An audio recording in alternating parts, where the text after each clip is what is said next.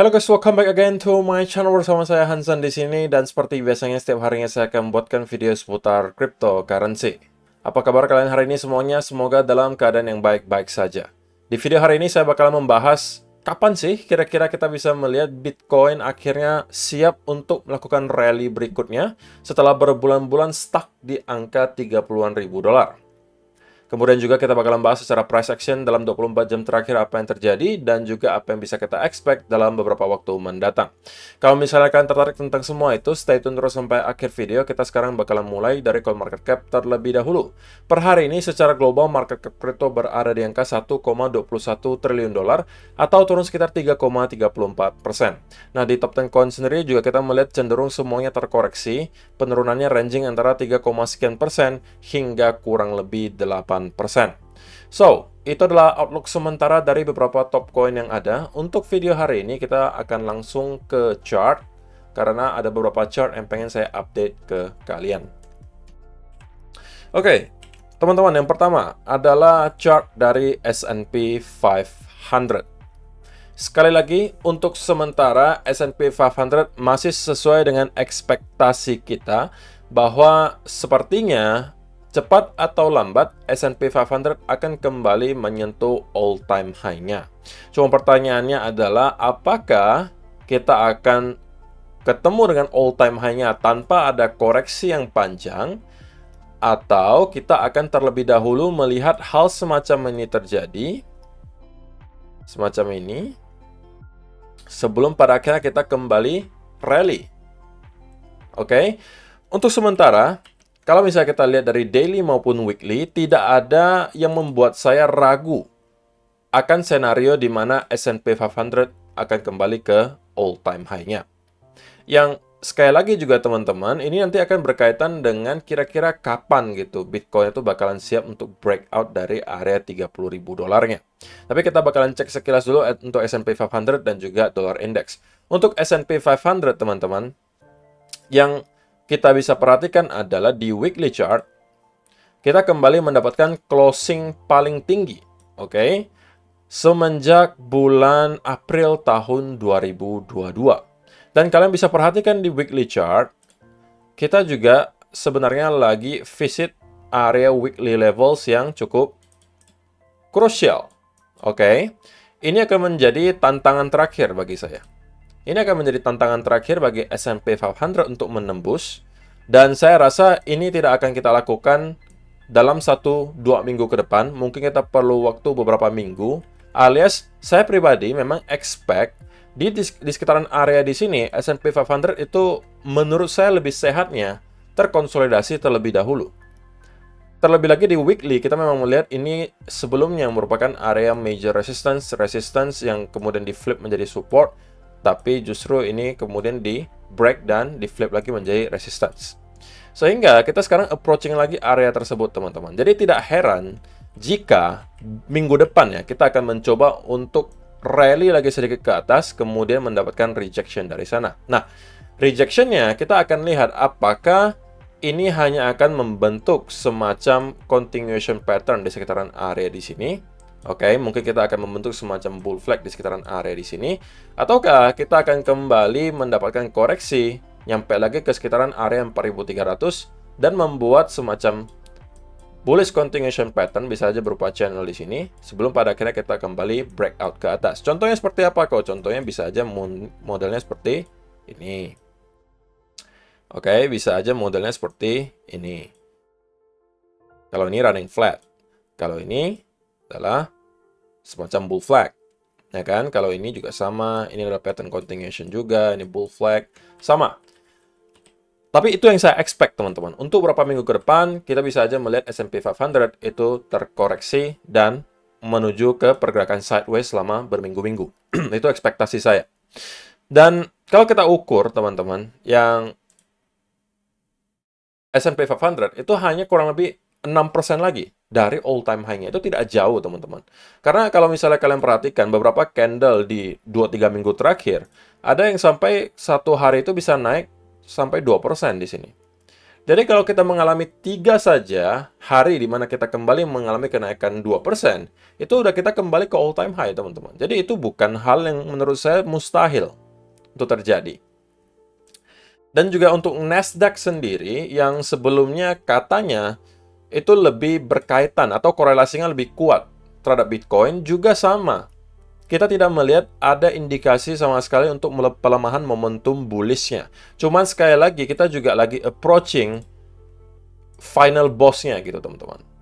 Atau boss terakhirnya sebagai area resistance terakhir di sini yang kalau mampu kita jebol juga, kemungkinan kita sudah akan langsung strike menuju ke area all time high untuk Nasdaq.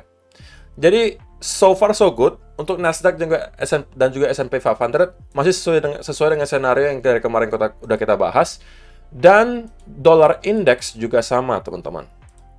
Ini baru aja kita bahas kemarin bahwa pada akhirnya di weekly chart kita melihat dollar index itu break dan closing di bawah area 100.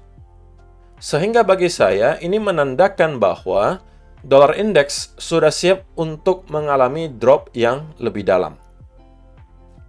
Cuma pertanyaannya adalah apakah kita akan langsung meneruskan drop dari sini di weekly, ataukah kita akan mencoba melakukan retest terlebih dahulu sebelum pada akhirnya kita akan kembali drop. Tentunya sekali lagi bagi saya yang lebih sehat adalah kalau kita melihat ada retest terlebih dahulu, teman-teman. Baru kita start kembali drop. Contohnya seperti apa? Oke, kita cari contohnya lagi ya. Kalau misalnya kita lihat di sini, apakah ada? Ya, seperti contohnya di sini, teman-teman. Kita breakdown. And then what happen? Kita kembali retest dulu, baru kita start kembali drop. Oke. Yang di sini juga sama, sepertinya ya. Harusnya di sini juga sama. Nah, kalau yang di sini kita tidak mendapatkan ada retest, teman-teman. Kita hanya langsung drop, baru mendapatkan bearish continuation pattern, baru kita start kembali drop. Jadi ada dua skenario yang bisa terjadi di sini. Antara kita akan kembali retest dulu. Kalau contoh yang ini, kita tidak mendapatkan retest, tapi langsung drop, baru membuat bearish continuation, baru start lagi drop.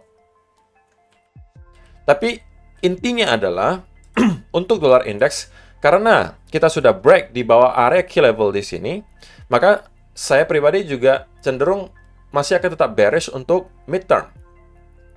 Bukan berarti kita tidak bisa mendapatkan pullback, tapi untuk kelanjutan arah ke bawahnya, saya rasa chance-nya cukup besar. Jadi, ketika S&P 500 mengalami penguatan atau stock market Amerika itu performanya baik, kemudian dollar index itu performanya buruk atau cenderung bearish, maka itu adalah sebuah situasi yang ideal bagi Bitcoin juga sebenarnya untuk mengalami rally. Nah, untuk menjawab pertanyaan kita yang di awal video tadi, kira-kira kapan sih kita bisa melihat Bitcoin itu siap untuk mampu menjebol di atas area yang sudah menahan Bitcoin selama berbulan-bulan di sini? Kalau misalnya kita mau secara simple menyampaikan ya teman-teman, kita sudah tertahan di area 30.000 itu dari bulan April hingga sekarang, karena kita beberapa kali mencoba untuk break namun tidak berhasil dan kemudian terkoreksi. Kali ini kita mencoba juga untuk break tapi juga belum berhasil. Nah, kalau misalnya kita akan mengulangi histori yang sama teman-teman, ada beberapa hal yang perlu kita perhatikan gitu, bahwa biasanya setiap kali S&P 500 sudah ke all time high lagi, biasanya 1-2 bulan kemudian, 1-2 bulan kemudian, Bitcoin itu juga mengalami rally. Artinya, ketika kita melihat S&P 500 ketemu dengan all time high, kemudian terkoreksi, itu biasanya adalah saat-saat Bitcoin sudah akan mengalami rally. Contohnya mana? Oke, kita lihat contohnya. Contohnya misalnya di sini, teman-teman. Di bulan April, atau ya April 2019 di sini. Kita mencapai all time high baru, walaupun cuma tipis gitu ya. Kita capai all time high baru, kemudian terkoreksi di bulan April dan juga Mei 2019. Kita start terkoreksi atau mulai terkoreksi. Nah, apa yang terjadi ke Bitcoin April dan juga Mei 2019? Di sini. Kalau misalnya kalian perhatikan, S&P 500 sudah ketemu dengan all time high-nya, tapi Bitcoin masih tertahan di area key level di sini. Oke, ini adalah area ya teman-teman, bukan sebuah angka pasti ini adalah area. Oke, masih tertahan. Tapi April dan Mei, kita mulai melihat apa yang terjadi ketika S&P 500 sudah ketemu dengan all time high dan start terkoreksi, Bitcoin kemudian start meroket. Artinya kita bisa berasumsi bahwa orang-orang yang melakukan taking profit di S&P 500 itu menaruh uangnya mungkin ke Bitcoin. Oke, nah kita cek lagi contoh berikutnya, apakah benar nih atau cuman sekedar kebetulan gitu kan? Nah, contoh yang kedua mungkin yang lebih jelas juga adalah di sini. Kita melihat S&P 500 itu ketemu dengan all-time high setelah terkoreksi dalam pada saat COVID-19 kemarin menciptakan Black Swan event. Kita rally, dan ketika kita melihat S&P 500 ketemu dengan all-time high-nya dan start terkoreksi, itu di bulan awal September, teman-teman. Awal September sampai dengan bulan awal November. Jadi awal September sampai awal November 2020. Apa yang terjadi ke Bitcoin? Kita coba lihat 2020. Awal September sampai awal November. Nah, ini Bitcoin ada di sini. Sembari S&P 500 itu terus-menerus mengalami rally dan ketemu dengan all-time high, Bitcoin itu cenderung masih sideways di sini. Tapi ketika di bulan apa? November atau Oktober di sini, akhir Oktober, menjelang November, kita sudah start untuk kembali rally. Jadi ada dua contoh, teman-teman, yang menunjukkan bahwa biasanya ketika S&P 500 itu ketemu dengan all-time high barunya dan start terkoreksi, itu biasanya adalah saat Bitcoin itu juga akan mengalami rally. Oke, jadi ya untuk sementara, kalau misalnya kita akan mengulangi hal tersebut, maka kita masih perlu melihat S&P 500 untuk nyampe ke all-time high, kemudian terkoreksi, baru mungkin kita bisa melihat pergerakan yang signifikan di Bitcoin. Walaupun bukan berarti, teman-teman, bukan berarti Bitcoin tidak bisa rally ke 32 atau 34. Bagi saya itu tidak mustahil, walaupun S&P belum ketemu dengan all-time high-nya. Karena itu hanya pergerakan berapa, teman-teman? Hanya kurang lebih 10-12% dari sini. Tapi saya berbicara soal kalau kita mau melihat pergerakan yang signifikan ke atas. Yang pergerakan 20%, 30%, 40%. Nah, saat-saat seperti itu baru akan datang menurut saya kalau S&P 500 sudah ketemu dengan all-time high, start terkoreksi, nah Bitcoin kemungkinan akan start untuk mendapatkan rally tersebut. Oke, dan memang skenario paling idealnya adalah hal tersebut kita lihat ketika skenario paling idealnya, teman-teman. Kita mau melihat Bitcoin pertama untuk break di atas 34.000 dan terkonsolidasi. Ini sembari menunggu S&P 500 yang menurut saya juga akan terkonsolidasi terlebih dahulu sideways selama beberapa waktu. Karena kita akan ketemu dengan area major resistance terakhir.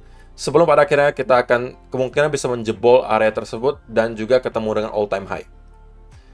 Nah, sembari S&P 500 menuju ke all-time high, kita juga mungkin melihat Bitcoin akan start merangkak naik ke atas, tapi tidak akan terlalu kencang, kemudian kembali terkonsolidasi. Ini adalah skenario paling idealnya menurut saya. Dan ketika S&P 500 sudah di all-time high dan start terkoreksi, nah pada saat itu kita baru mungkin bisa melihat Bitcoin kembali mengalami pergerakan yang lumayan signifikan ke atas. Mungkin next targetnya bisa nyampe ke area 40-50 ribu dolar.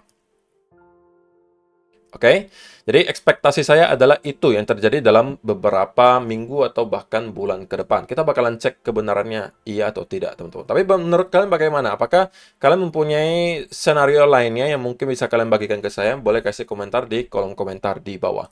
Nah, itulah untuk midterm-nya, teman-teman. Kalau kita bicara soal short term, kemarin saya ada sempat menyampaikan ke teman-teman bahwa apabila kita sampai melihat Bitcoin kembali closing di bawah area di sini, maka kita mendapatkan ada sebuah indikasi bahwa yang kita lihat di sini hanya sebuah fake out, teman-teman. Walaupun saya mencari peluang untuk short ketika Bitcoin closing di bawah area 31.000, tapi tidak ada kesempatan sama sekali, teman-teman. Karena ketika kita jebol di bawah area tersebut, kita langsung strike menuju ke area 30.000 lagi. Jadi tidak ada kesempatan untuk short. Oke? Jadi, kalau misalnya teman-teman menonton video saya kemarin, harusnya terselamatkan dari yang namanya FOMO untuk membeli di pucuk kemarin. Saya sampaikan di video kemarin, walaupun kita melakukan breakout, teman-teman, dan di 4 hour kita mengalami closing di atas area range di sini, tetapi closing itu sangat tipis di atas. Oke, dan kita perlu konfirmasi konfirmasi bahwa kita memang sudah menyelesaikan koreksi di sini dan akan breakout ke atas dengan cara apa? Kalau kita ketemu dengan yang namanya bullish continuation pattern. Yang justru kalau misalnya kalian lihat di sini bukannya bullish continuation pattern yang kita dapatkan, melainkan pattern bearish, yaitu adalah descending triangle. Kalau yang versi bullishnya kan ascending triangle, modelnya seperti ini teman-teman. Jadi ini adalah versi bullishnya. Oke, breakout. Ya, seperti ini. Sedangkan ini adalah versi bearishnya. Nah, kita justru breakdown. Tetapi, teman-teman, ya kita kembali ke area lower range. Artinya, kita sudah kembali ke area support. Dan saya, sekali lagi, tidak sama sekali tertarik, teman-teman, untuk mencoba menerka-nerka dan memaksakan setup di pertengahan channel seperti ini. Kalau kalian yang sempat masuk di area di bawah ini, ya selamat. Kalian mungkin bisa sekarang untuk berpikiran menggeser stop loss-nya ke arah entry. Tapi kalau tidak, saya tidak menyarankan untuk kalian masuk ke posisi apapun sekarang. Saya pribadi juga masih akan stay away from the market terlebih dahulu. Saya pribadi sekali lagi tetap akan stick to the plan. Artinya kalau misalnya Bitcoin memang mau ngasih saya rezeki dan kemudian nyampe ke area yang saya tunggu di sekitaran 29.200 mencapai 28.700 area ini, saya akan start untuk building posisi long. Sekali lagi dari sini, menurut saya risk to reward ratio-nya itu akan jauh lebih besar. Kalau kalian short dari sini, teman-teman, kalian berarti pertama itu mendapatkan setup dengan risk and reward yang rendah. Karena kenapa? Turun sedikit kita sudah ketemu lagi dengan support. Walaupun bisa aja kali ini kita breakdown, tapi itu berarti kalian mencoba untuk mendahului market dan merasa bahwa kali ini pasti breakdown kok. Belum tentu. Karena selama kita bertahan dalam range ini, ya kita bisa bolak-balik sampai beberapa kali, teman-teman. Sampai pada akhirnya market siap untuk melanjutkan ke salah satu arah. Ya kalau ditanya ke saya sih, kok gimana menurut Koko untuk potensi short term-nya, senario paling idealnya apa? Bagi saya adalah, sekali lagi, market maker biasanya akan sangat senang untuk menjemput likuidasi dulu. Dan saya rasa, sekali lagi, titik likuidasi akan sangat banyak kita temukan di sekitaran area ini. Karena orang-orang yang buy di sini, di sini, di sini, di sini, dan di sini, itu kemungkinan menaruh stop loss-nya di sekitaran area ini untuk memprotek posisi mereka. Sehingga ketika kalau semuanya sudah kecuci di sini, dan kita start flip lagi ke arah bullish, ya market maker harusnya sudah ikhlas gitu. Karena orang-orang yang memakai leverage itu sudah kecuci semua. Jadi kalaupun kita udah naik dari sini, ya udah ikhlasin aja gitu. Toh exchange gak rugi kok kalau misalnya Bitcoin naik, kecuali memang banyak orang leverage long dan Bitcoin terus-menerus naik. Nah itu kalau itu dia bakal mengalami loss gitu.